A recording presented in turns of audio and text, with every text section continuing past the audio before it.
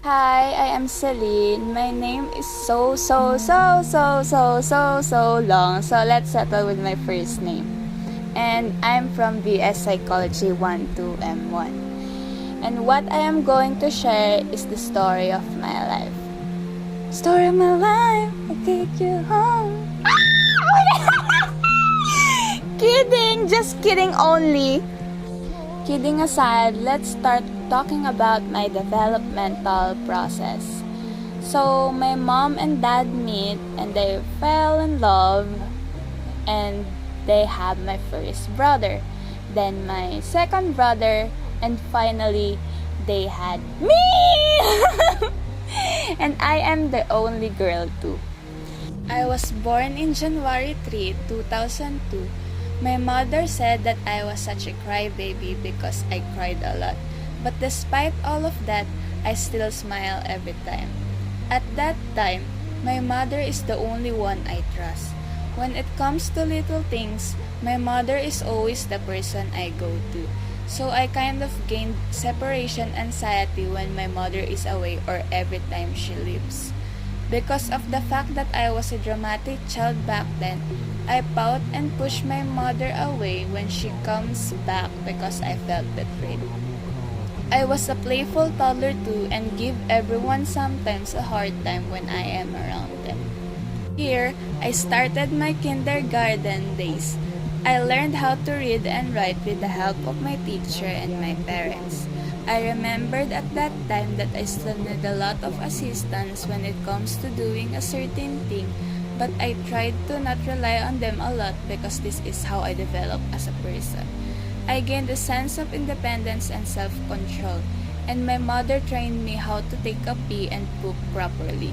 I remembered that she bought a chamber pots for children, and I remembered that it is color fuchsia pink too. I like to play a lot as a child too. I play houses with my siblings and cousins or like pretending to be a princess, thinking of scenarios that is too good to be true and feel like you're special. I was having a hard time too when perceiving things.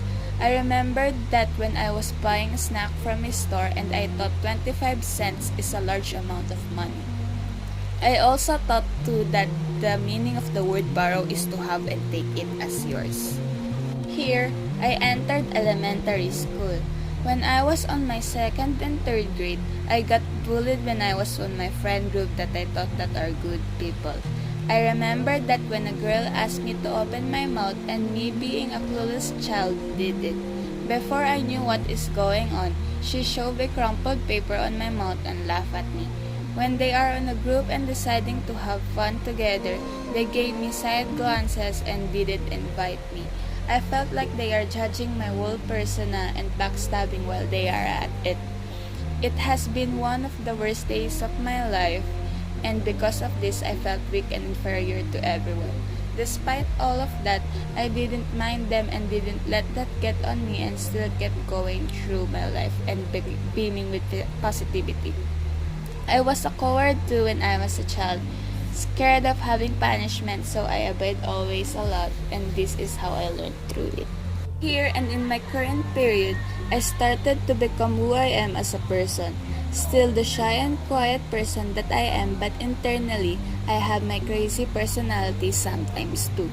More reserved when it comes to people who really don't know me well, but still playful when we are having fun. On my 7th grade, I discovered the love I have for books.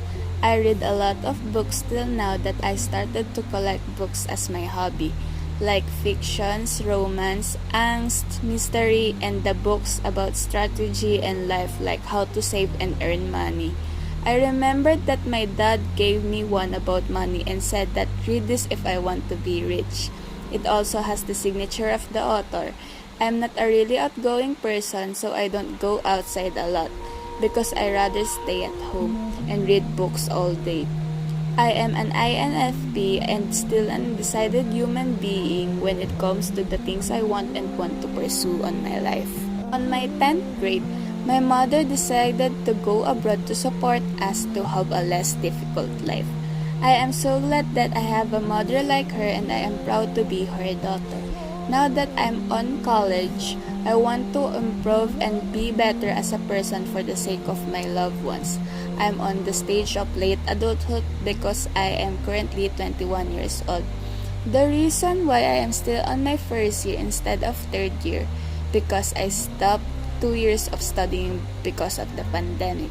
My father and mother lost jobs and we didn't have money for enrollment, so we didn't have a choice to stop schooling with my second brother who is currently on his third year of college instead of having graduated already. With my current life, I am glad that I have my friends and family to be always on my side to support me, and I won't even trade them for the world. That is all. Thank you.